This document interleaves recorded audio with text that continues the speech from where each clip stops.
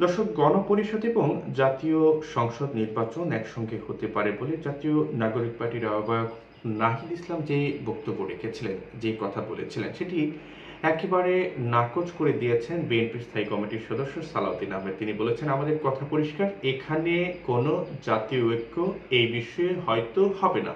একটা major political পার্টির সদস্য হিসেবে আমি আপনাদের সামনে তুলে ধরতে পারি, জাতীয় সংসদ নির্বাচনই হবে সবচেয়ে জরুরি এবং আমাদের অগ্রাধিকার। অর্থাৎ নাহিদ ইসলাম রয়টার্সকে সাক্ষাৎকার দেওয়ার সময় বলেছিলেন যে গণপরিষদ নির্বাচন এবং জাতীয় সংসদ নির্বাচন একসঙ্গে হতে পারে, সেটা তিনি বলেছিলেন যদি জাতীয় ঐক্যমত্য হয়। কিন্তু সালাউদ্দিন আহমেদ দায়িত্ব নিয়ে বলেছেন যে এটা সম্ভব না, এটা হয়তো হবে না। একটা মেজর পলিটিক্যাল পার্টির সদস্য হিসেবে আমি আপনাদের সামনে তুলে ধরতে পারি, জাতীয় সংসদ নির্বাচনই হবে সবচেয়ে জরুরি এবং আমাদের অগ্রাধিকার। তার মানে বলা যেতে পারে গণপরিষদ নির্বাচন এবং জাতীয় সংসদ নির্বাচন একসঙ্গে হচ্ছে না, বা এই বিষয়ে জাতীয় ঐক্যমত্য হওয়ার কোনো সম্ভাবনা নেই।